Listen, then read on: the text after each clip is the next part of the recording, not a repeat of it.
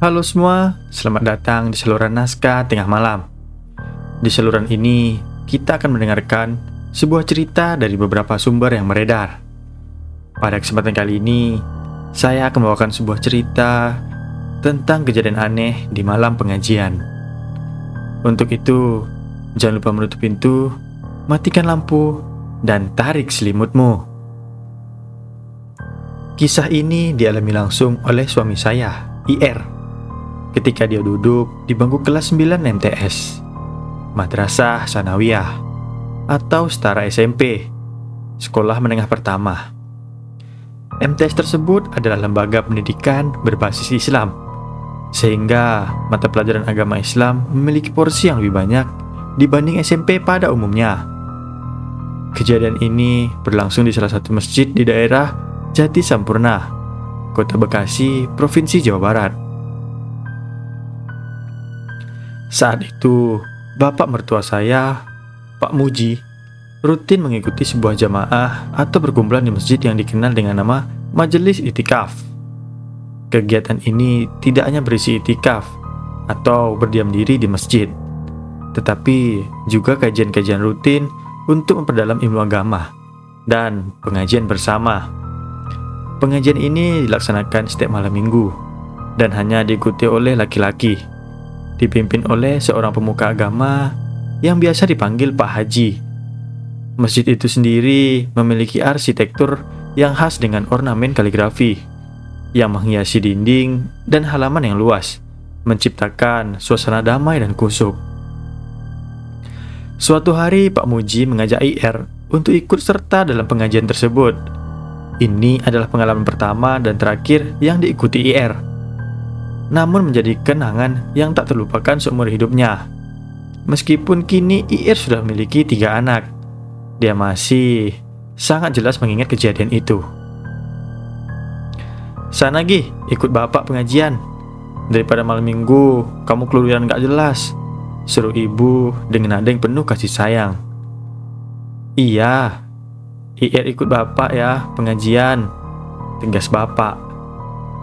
Akhirnya IR dan bapaknya pergi ke masjid tempat pengajian sekitar pukul 19.30. Suasana malam itu terasa sejuk dan bintang-bintang tampak berkilauan di langit gelap. Awalnya semua berjalan normal tanpa ada kejadian ganjil. Pengajian pun segera dimulai di dalam masjid. Jamaah duduk melingkar, menatap Pak Haji dengan penuh perhatian, mendengarkan setiap nasihat yang disampaikan. IR dikenal sebagai pribadi yang penakut, namun juga memiliki rasa ingin tahu yang besar. Ketika semua jamaah mendengarkan ceramah keagamaan dari Pak Haji, IR malah melamun.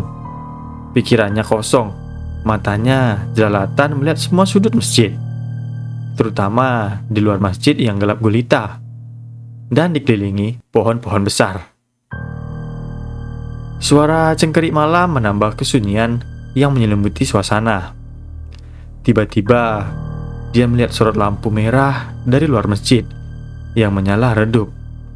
Kemudian semakin terang dan membesar. Berusaha masuk ke dalam masjid, sorot lampu itu berubah menjadi segitiga terbalik yang berpindah-pindah dengan cepat dari pintu ke jendela masjid.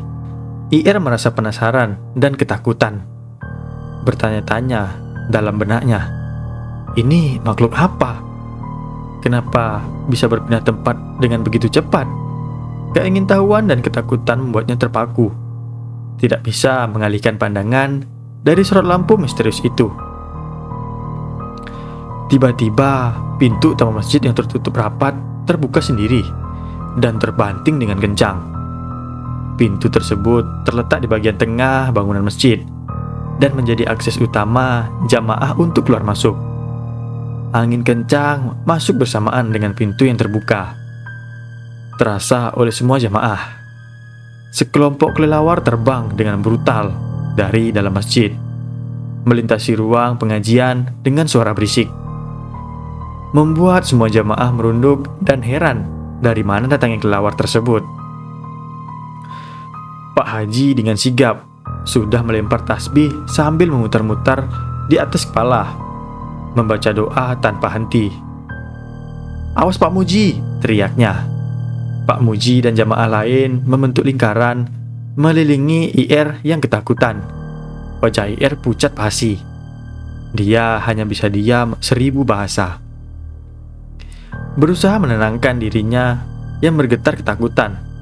Dalam sekejap, kelelawar-kelelawar itu terbang keluar dari masjid, meninggalkan keheningan dan kebingungan.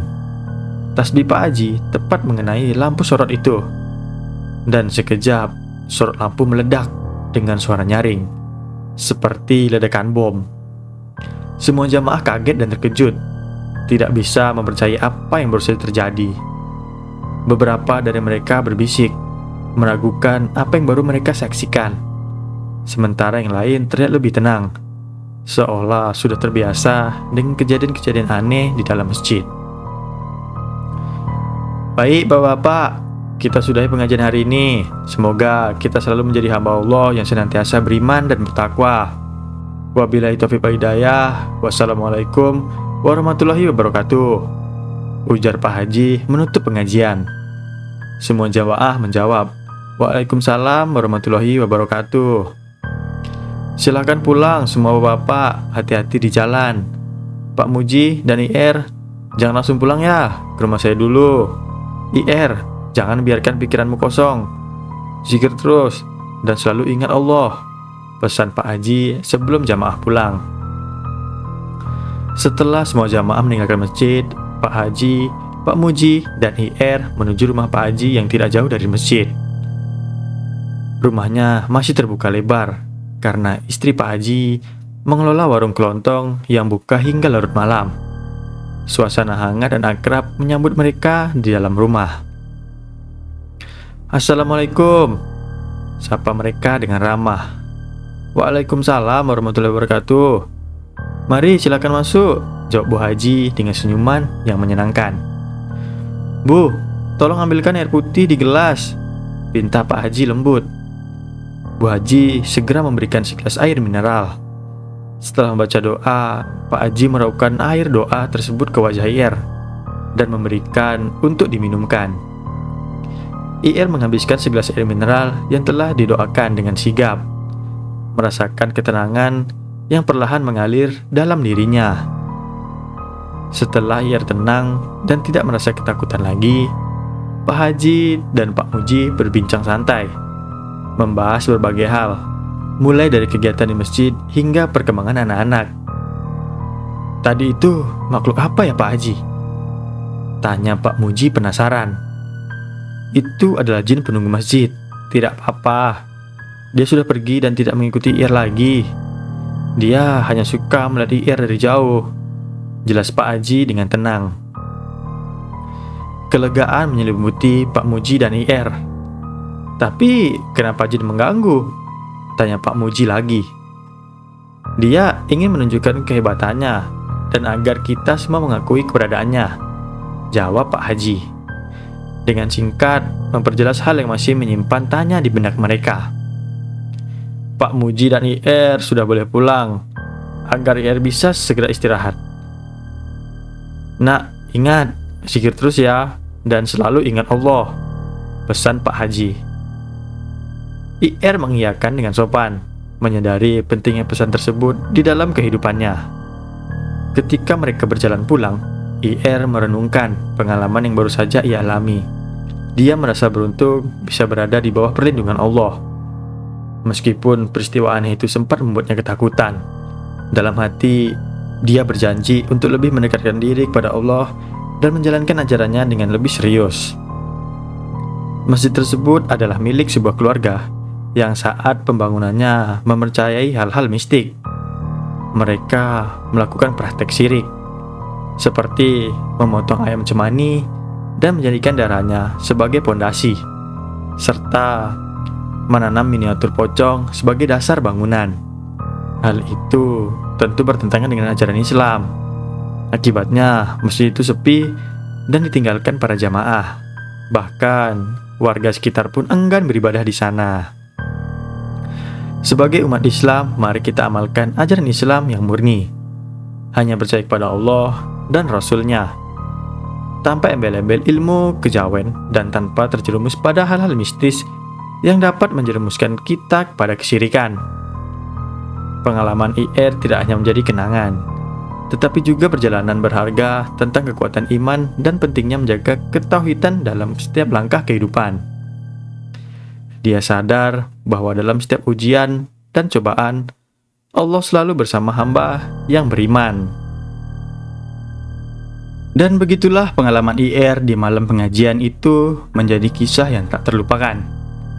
Sebuah pertemuan tak terduga dengan hal-hal di luar nalar, membawa kita pada satu kesimpulan. Di balik keinginan masjid dan kegelapan malam, ada kekuatan lain yang tak kasat mata. Namun, di tengah ketakutan, selalu ada perlindungan Allah yang menguatkan hati hambanya. Bersama dengan doa dan zikir, ujian sebesar apapun bisa dilalui. Jangan biarkan rasa takut menguasai, karena sejatinya hanya Allah tempat kita berlindung. Terima kasih sudah mendengarkan kisah di Naskah Tengah Malam. Jangan lupa subscribe, like, dan tinggalkan komentar kalian di bawah. Siapa tahu kalian pernah mengalami hal serupa. Sampai bertemu di kisah berikutnya. Selamat malam, dan semoga tidur kalian tak terganggu oleh sesuatu dari alam lain.